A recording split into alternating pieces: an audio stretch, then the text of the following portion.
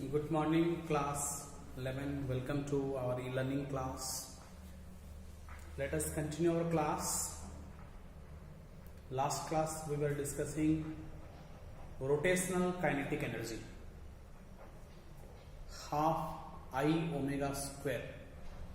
हम लोग ये डिराइव किए थे, हाफ आई ओमेगा स्क्वायर. एक डेफिनेशन आज मैं लिखाना चाहूँगा. Last class I was discussing this term, this definition. A radius of gyration, a radius of gyration ये एक perpendicular distance है from the axis to a point in the rigid body, okay, at that point the whole mass can be assumed to be concentrated. मतलब body का centre of mass से ये perpendicular distance है axis को, ठीक है. And at that point we can assume the moment of inertia is same as that of the all the particles of the rigid body. सारा particle का moment of inertia को अगर add कर देंगे हम, ठीक है, it is equal to the moment of inertia of the rigid body at that point. Okay, तो ये इट इज डिनोटेड बाई के. इट इज डिनोटेड बाई के. लास्ट टाइम इसको हमने समझाया था, आज इसको मैं लिखा रहा हूं, ठीक है. The radius of gyration, the radius of gyration of a rigid body is equal to the perpendicular distance of a point at which the entire mass of the body is assumed to be concentrated from the axis of rotation. The moment of inertia is same as actual moment of inertia of the body about that axis. About that axis, it is denoted by k. I am repeating, the radius of gyration of a rigid body is equal to the perpendicular distance of a point at which the entire mass of the body is assumed to be concentrated from the axis of rotation. The mi is same as the actual moment of inertia of the body about that axis. It is denoted by k. It is denoted by k. Okay, इसको just मैं मिटाता हूं, फिर मैं बताऊंगा. जैसे ये एक axis है, मान लेते हैं ये जेड एक्सिस है और ये रिजिड सिस्टम है, और ये पहला पार्टिकल है m1 है, ये r1 डिस्टेंस में है, ठीक है. और ये एक पार्टिकल है जो r2 डिस्टेंस में है. ये एक पार्टिकल है जो m3 है, ओके, m3 है जो r3 डिस्टेंस में है. तो ये एक मैं डिस्टेंस डिफाइन करता हूं k. ये डिस्टेंस क्या है, ये परपेंडिकुलर डिस्टेंस क्या है, के. बॉडी के, रिजिड बॉडी के एकदम सेंटर में हो सकता है, ये सेंटर ऑफ मास वाला पॉइंट ये हो सकता है, ठीक है, जहां पर हम मान के चलते हैं कि पूरा बॉडी का मास कंसेंट्रेटेड है. पूरा बॉडी का मास क्या है, कंसेंट्रेटेड है, ठीक है. तो इसका मतलब है कि the MI of the, MI मतलब मोमेंट ऑफ इनर्शिया, शॉर्ट में मैं लिख रहा हूं moment of inertia. The MI of the rigid body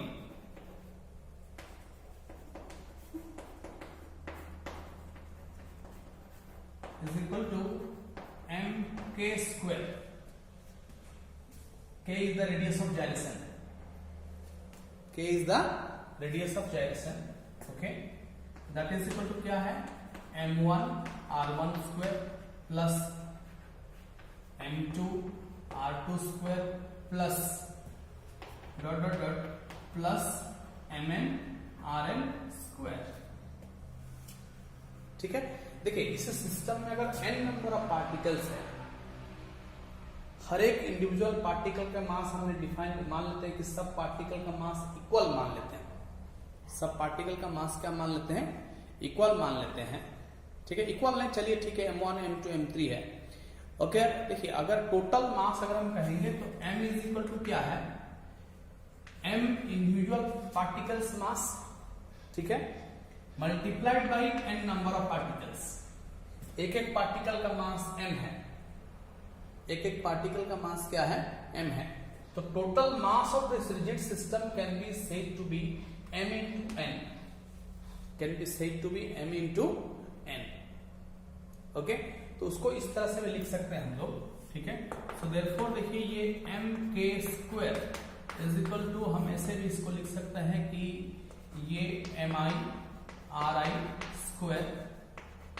okay, तो i is equal to 1 to n, i is equal to 1 to n, ठीक है। इसको ऐसे हम लिख सकते हैं कि ये total mass m into small m into n लिख दें इसको, ठीक है। और ये k² है, हर एक पार्टिकल का मास को m1 is equal to m2 is equal to m3 हमने मान लेते हैं कि क्यों इंडिविजुअल पार्टिकल का मास को हमने इक्वल माना है, ठीक है। तो एक एक पार्टिकल का मास स्मॉल m है, इसमें n नंबर ऑफ पार्टिकल्स है, तो टोटल मास कैपिटल M है। टोटल मास क्या है, कैपिटल M है, ठीक है। उस केस में करेंगे तो ये m कॉमन हो जाएगा, ठीक है। तब क्या हो जाएगा, तो m कॉमन हो जाएगा, तो r1² plus r2² plus r3² plus dot dot dot plus rn² हो जाएगा। m कॉमन हमने कर दिया, तो दोनों साइड से अगर हम m कैंसिल कर दें तो ये हो जाएगा k² is equal to r1² plus r2² plus dot dot dot plus rn² divided by n हो जाएगा, ठीक है। तो रेडियस ऑफ जाइरेशन को हम ऐसे भी लिख सकते हैं, इसका मतलब है कि radius of gyration can also be written like this, k है ये, ठीक है, k² आ गया तो k निकाल लेंगे, रूट अंडर हो जाएगा, ठीक है। इसको मैं मिटाता हूं। रेडियस ऑफ जाइरेशन को हम कैसे लिख सकते हैं, capital K is equal to root under r1² plus r2² plus r3² plus dot dot dot plus rn² divided by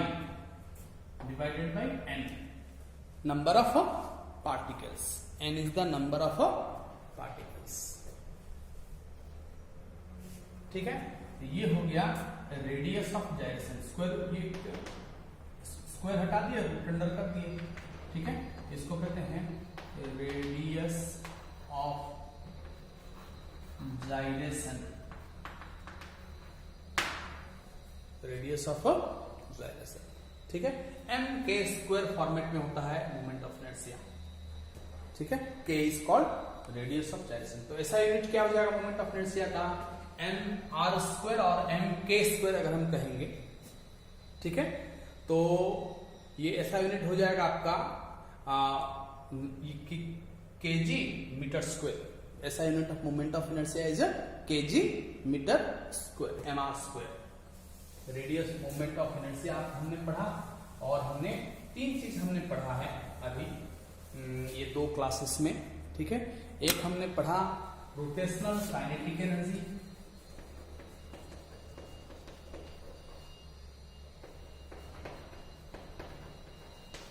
rotational kinetic energy